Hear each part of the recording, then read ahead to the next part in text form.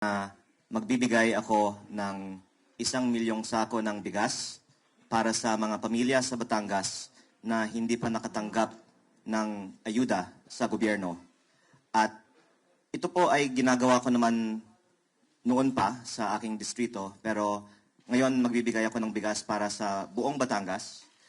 Lalong-lalo po dahil ikinalulungkot ko na noong April 24, inanunsyo ni Pangulong Bongbong Marcos na bawat barangay makikinabang sa pondo ng national government.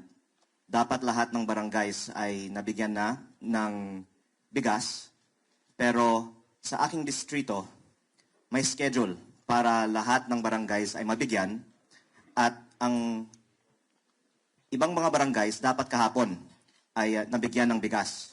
Pero biglang na-cancel ang delivery ng bigas. Meron na nga pong stub na nakalagay May 21, 10 a.m. sa Nasugbu Gymnasium. Ihahatid ang bigas.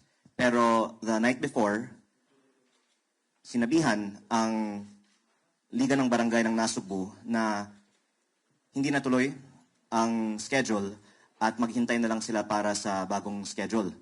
Pero itong mga hindi nabigyan ng bigas ay kabilang sa 84 barangays na hindi din nabigyan ng financial assistance sa ilalim ng Bawat Bayan Makikinabang program noong April 24 visit ni Pangulong Marcos sa Batangas City. At ang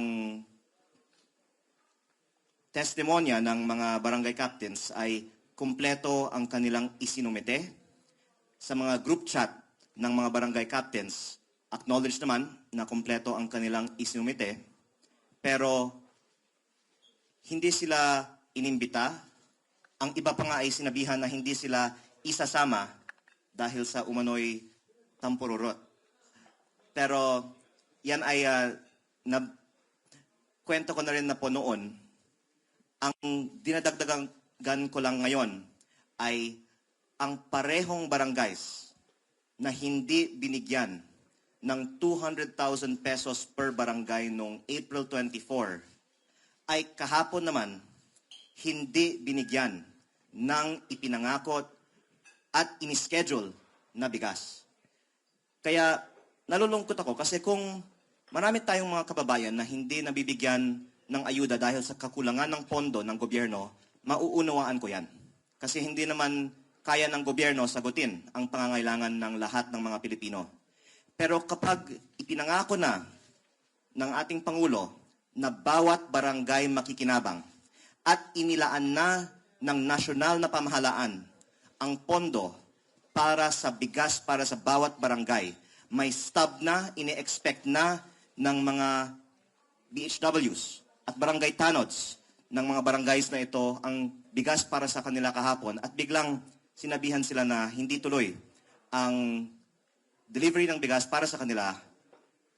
Ikinalulungkot ko kasi nagiging collateral damage ang iilang mga Pilipino sa politika. So kung you're saying na politika yung punot dulo nito? Maganda kung may paliwanag kung bakit yung same barangays na hindi binigyan ng 200,000 ay ngayon hindi binigyan ng bigas.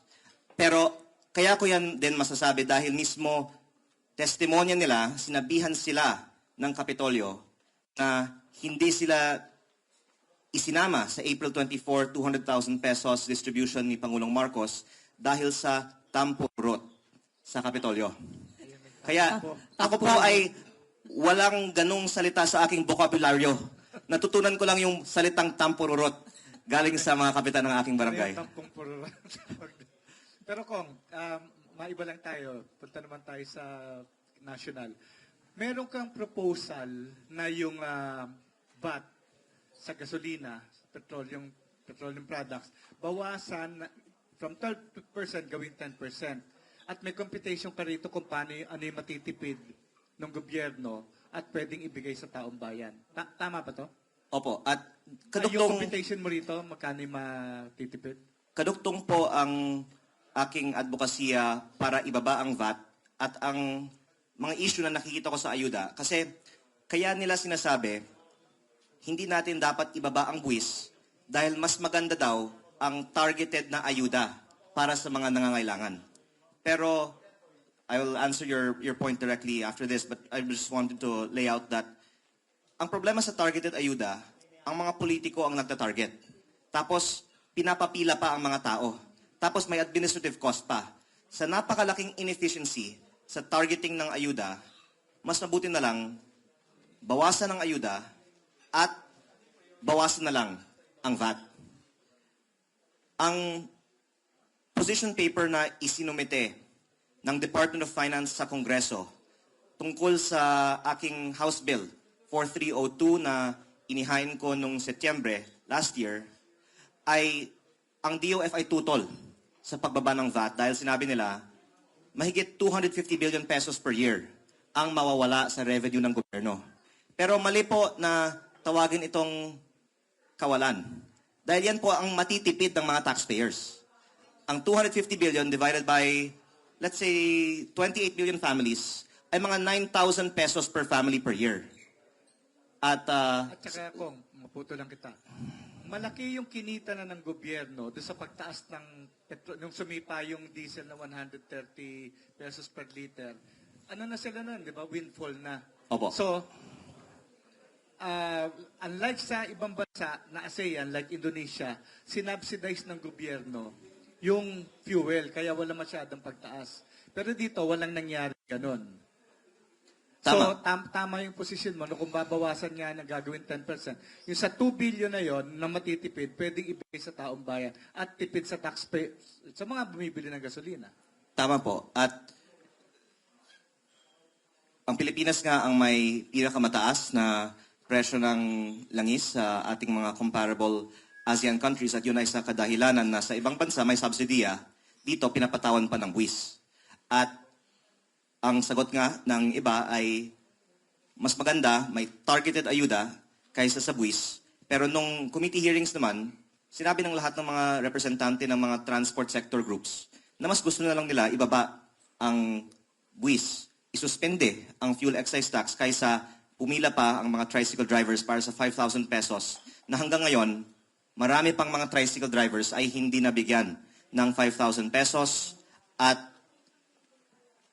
ang iba nga ay na-report na namatay. Yung fuel excise tax, ito yung 6% na excise tax. Iba-iba po. Kung hindi po ako nagkakamali, iba yung fuel excise tax sa diesel, sa gasolina, kerosene at LPG. At ang ikinalulungkot ko din ay minadali ang pag-aproba ng Kongreso ng fuel excise tax noong Marso, tapos hindi naman ginamit ang kapangyarihan ito nung ipinasa na itong batas.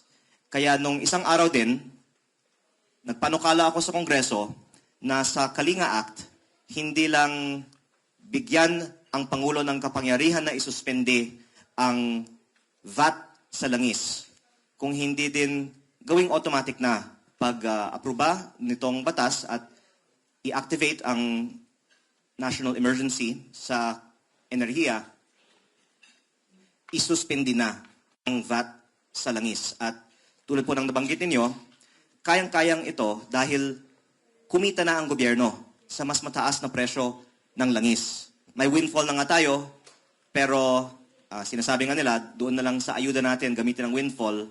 Ang sabi naman ng mga transport sector groups, mas maganda, ibaba na lang ang VAT kasi meron naman na nga tayong windfall. So, nasa na po ngayon, Kong? Ano na status ngayon yung proposal na yan? Ipinasa ng Kongreso ang Kalinga Act on second reading nung isang araw with it being authorizing the President to suspend it. At sana kapag may kapangyarihan na ang Pangulo para isuspende ang buwis, gagamitin ito. Ngunit, actually kung pwede kong banggitin ito ngayon, sinabihan ako na pag i-amendahan ng batas para automatic ang suspension ng VAT, baka hindi na aaprubahan ng ehekutibo ang paggamit ng emergency powers sa batas. Baka hindi napapasa yung batas. Ibig sabihin, sa palagay ng mga nasa Kongreso, hindi din naman gagamitin ang kapangyarihan para isuspindi ang tax. Di ang tanong ko, bakit tayo pumapasa ng batas na nagbibigay ng kapangyarihan para isuspindi ang tax na alam naman natin ay most likely hindi isususpindi? Dapat maging matapat na lang tayo sa taong bayan, isususpindi ba natin o hindi? Huwag natin paasahan ang ating mga kababayan tulad ng nangyari sa fuel excise tax na may kapangyarihan para isuspindi tapos hindi ginamit.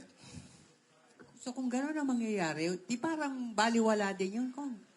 Marami namang ibang mga benefits ang newly passed Kalinga Act. Pero ang pinaka-importante sa akin ay yung pagbaba ng buwis. Dahil nga, magtaas kamay tayo dito. Sino dito ang nakatanggap na ng ayuda galing sa gobyerno? Baka wala dito sa kwartong ito. Magtaas naman tayo ng kamay. Sinong nagbabayad ng VAT? Lahat, di ba? Kaya, kahit na ang daming mga benepisyo sa mga bagong batas na ito, kung puro ayuda naman na hindi natatanggap ng karamihan ng mga Pilipino, mas nakakasama pa ang gobyerno sa panahon ng krisis dahil tayo ay nagbabayad ng mas mataas pang VAT sa langis. Oo. At ginagamit sa pamumulitika na supposedly ibibigay sa taong bayan, iniipit para magamit sa politika. Tama po. At nalulungkot nga ako na April 24, dumalo si Pangulong Marcos sa Batangas para ipangako ang bawat barangay makikinabang at baka hindi niya alam kung ano ang ginagawa ng mga tauhan na inatasan niya sa Batangas. Pero kahapon po, itinakda dapat dumating ang bigas. Pero sinabihan ang mga functionaries ng mga barangay sa distrito ko na hindi na ito dadating. At nalungkot ako kaya actually nagsimula na po kami mamigay ng bigas earlier this week pa. At tuloy-tuloy namin gagawin ito hanggat makumpleto natin ang nabanggit kong 1 milyong sako ng bigas. Yung 1 million sacks na yan, ilang kilo per sack yan? 50. 50? 50 kilos. 50 kilos. Or to 25. Yung mga sako na ipinamigay ko sa Manila kay Mayor Isko ay mga 25 kilo sacks. Actually, nagsimula na nga ako nung isang buwan pa sa Manila. Pero ang ipinamimigay namin sa Batangas ay mga mas mamaliit na sack. Pero ang layunin ko ay sana makonsensya din ang mga politiko na wag nang pagkaitan ang ating mga kababayan sa ayuda dahil hindi naman ito sarili nilang pera. At ang talagang I think very, very depressing thing is yung practice na ito na may ayuda na nga na pinopondohan ng mga taxpayers na hindi pa ipinamimigay sa mga tao dahil sa politika sa probinsya. Hindi lang po ito siguro sa Batangas, siguro po sa buong bansa. At ito nga ay dahilan kung bakit hindi dapat maging pangunahing solusyon ng gobyerno sa oil crisis ang ayuda. Dahil hindi perpekto ang sistema ng ayuda. Kung hindi man ito perpekto, ibaba na lang natin ang buwis.